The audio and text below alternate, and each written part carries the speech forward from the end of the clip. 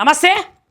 ఇప్పుడు ఏ YouTube channel చూసినా, ఏ satellite channel చూసినా కూడా 15 లక్షల కోట్ల స్కామ్ జరిగింది షేర్ మార్కెట్లో అనే ముచ్చట్లయితే వినిపిస్తున్న వేళ, ఇగో నా వెనుక ఈ ఎల్ఈడి స్క్రీన్లో కనపడుతున్నటువంటి వ్యక్తి ఎవరంటే రాజేష్.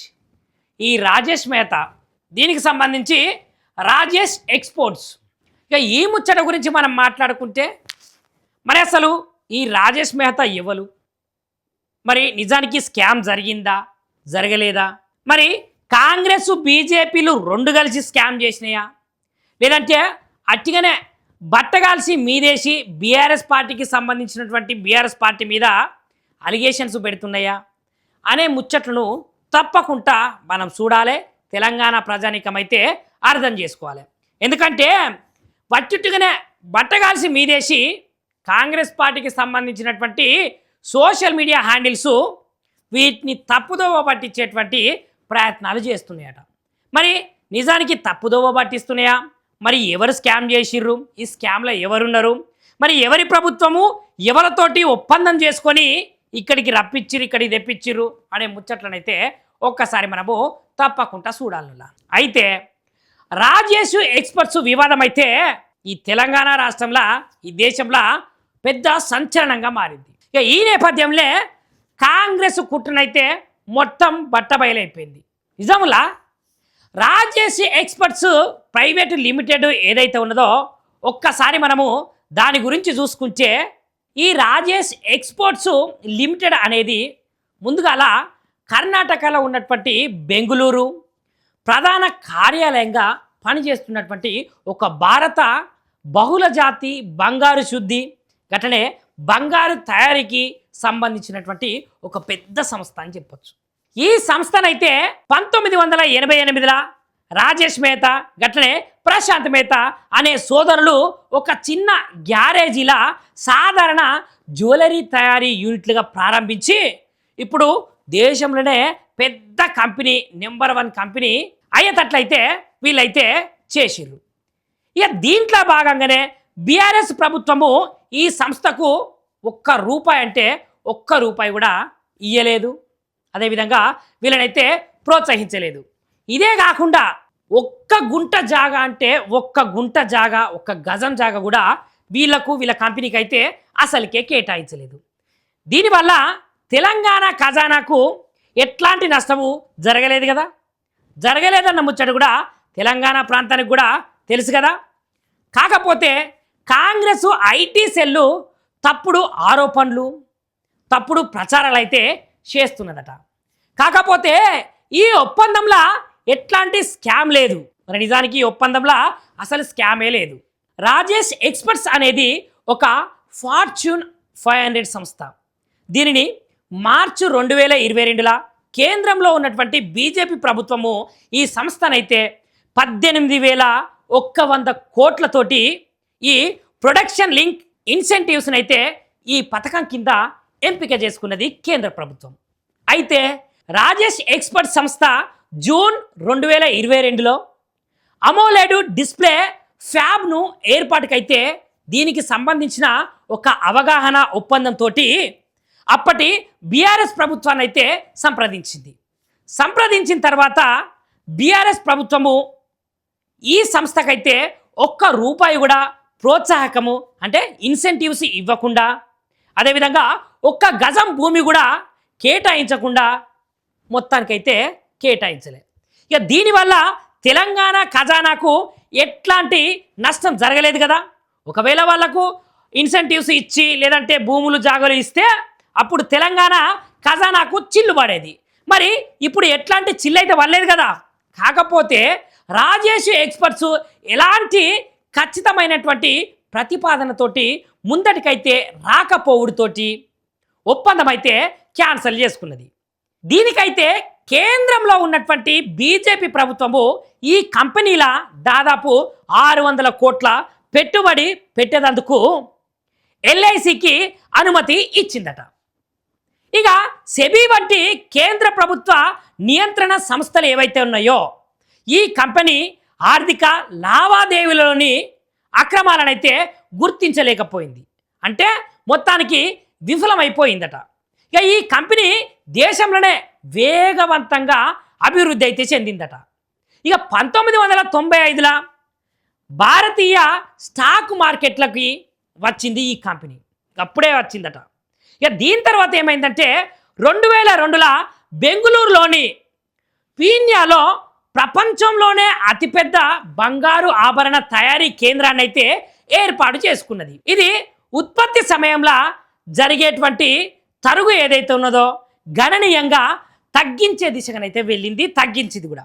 ఇక 2015లో ప్రపంచంలోనే అతిపెద్ద స్విస్సు విలువైనటువంటి లోహాల శుద్ధి కర్మాగారమైన వాల్హాంబి ఎస్ఎన్ అయితే $400 మిలియన్ల కొనుగోలైతే చేసిందట.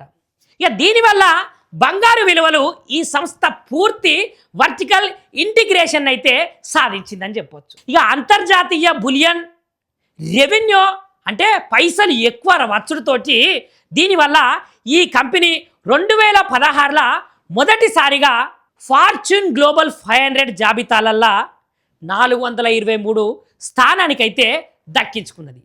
దాని తర్వాత 2019లో ఫార్చ్యూన్ గ్లోబల్ 500 జాబితాలల్లో 395వ ర్యాంకునైతే సాధించుకున్నది ఈ కంపెనీ. ఇక తనకున్నటువంటి అత్యున్నత స్థాయినైతే నమోదు చేసుకున్నదని చెప్పాలి. ఇక కేంద్ర ప్రభుత్వానికి తెలంగాణకు ఒప్పందము ఏ విధంగా కుదిరింది, ఏ విధంగా కుదుర్చుకున్నది అనే ముచ్చట్లనైతే మనమైతే ఒక్కసారి చూద్దాం. కేంద్రంలోని బీజేపీ ప్రభుత్వము తన మెగా ఎలక్ట్రిక్ స్టోరేజ్ చొరవ కింద రాజేష్ ఎక్స్పర్ట్స్ అనేటువంటి ఈ ప్రైవేట్ లిమిటెడ్ అధికారికంగా ఎంపిక చేసినటువంటి ఒక పత్రాన్ని అందజేసింది కేంద్రం. ఇక ఈ కేంద్ర ప్రభుత్వం పథకం కోసం అయితే ఎన్నో ప్రతిష్టాత్మకమైనటువంటి కంపెనీలు దరఖాస్తు పెట్టుకున్నాయి. ఈ దరఖాస్తులలో భాగంగా ఎంపికైనటువంటి కొన్ని సంస్థలల్లో ఈ రాజేష్ ఎక్స్పర్ట్స్ కూడా ఒకటని చెప్పొచ్చు, ఒకటి కూడా.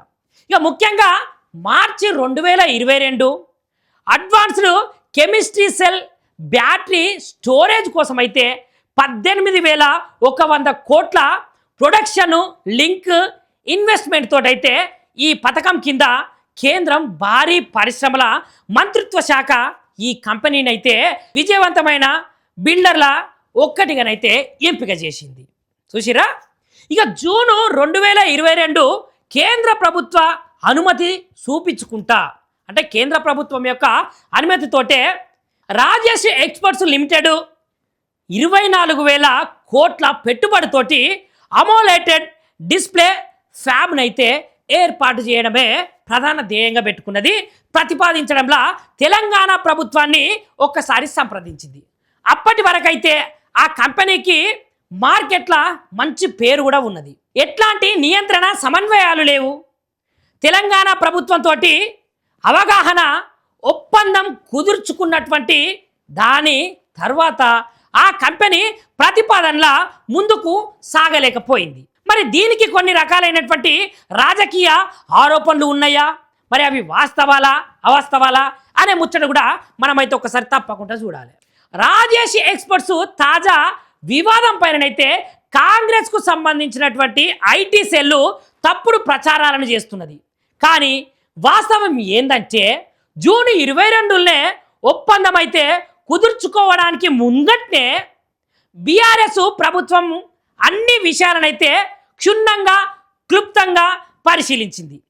బీఆర్ఎస్ ప్రభుత్వము ఈ కంపెనీకి సంబంధించినటువంటి ఒక్క రూపాయి కూడా, ఒక్క నయా పైసా కూడా అసలుకే ఇన్వెస్ట్మెంటే పెట్టలేదట. ఒక్క గజం జాగా, ఒక సెంటు జాగా కూడా ఈ కంపెనీకి అయితే ఇయ్యలేదట. అయినా కూడా కాంగ్రెస్ ఐటీ సెల్లు తప్పుడు ఆరోపణలు చేసుకుంటా, తప్పుడు ప్రచారాలు చేసుకుంటా ఉన్నది. ఇక ఈ ఒప్పందంలో ఎట్లాంటి స్కామ్ అయితే లేదు కదా, మనం అందరం విన్నాము. ఇప్పుడు మనం అందరం చూసినా కదా, ఎక్కడన్నా స్కామ్ ఉన్నట్టు స్కీమ్ ఉన్నట్టు కనిపిస్తున్నదా? కనిపిస్తలేదు కదా. మరి నిజానికి ఒక మెగా బ్యాటరీకి సంబంధించినటువంటి స్టోరేజ్ ప్రాజెక్టు కోసము ప్రతిష్టాత్మకమైనటువంటి ప్రొడక్షన్ లింక్ ఇన్సెంటివ్ పథకానికి ఈ కంపెనీ ఎంపిక చేసింది. కేంద్రంలోని బీజేపీ ప్రభుత్వమే కదా మరి ఈ కంపెనీ ఆమోదించింది. మరి అంతేకాకుండా రాజేష్ ఎక్స్పోర్ట్స్ షేర్స్ ఏవైతే ఉన్నాయో దాదాపు 600 కోట్ల పెట్టుబడి పెట్టేందుకు కేంద్ర ప్రభుత్వము ఎల్ఐసిని అయితే అనుమతించింది. ఇక ఇప్పుడు ఈ నిధులు ప్రమాదకరంలో పడ్డాయి, అంటే దుర్వినియోగపడుకుంటా ప్రమాదంలో పడ్డాయి. ఈ కంపెనీ అక్రమాలకైతే పాల్పడుతున్నట్లు ఆరోపణలు కూడా వస్తున్న తరుణంలా కేంద్ర ప్రభుత్వం నియంత్రణ సంస్థ అయినటువంటి సెమీ ఏం చేస్తున్నది? కాంగ్రెస్ తన మిత్రపక్షమైనటువంటి బీజేపీని ప్రశ్నించాలి కదా, మరి ఎందుకు ప్రశ్నిస్తలేదు? కాబట్టి కాంగ్రెస్ ఐటీ సెల్లు తన మిత్రపక్షమైనటువంటి బీజేపీని ప్రశ్నించకుండా తప్పుడు దిశలో ఆరోపణలు అయితే చేస్తున్నది. మరి ఇంట్లో ఎంత నిజము ఎంత అబద్ధము? మరి నిజానికి తెలంగాణ రాష్ట్రంలో ఉన్నటువంటి బీఆర్ఎస్ పార్టీ మీద కానీ లేదంటే ఇక్కడ ఉన్నటువంటి నాయకుల మీద కానీ బట్టగాల్సి వేసే ప్రయత్నాలు చేస్తున్నారా అనే విషయం అయితే ఒక్కసారి మీరు కమెంట్ రూపంలో మాకైతే తెలుపునుల్లా.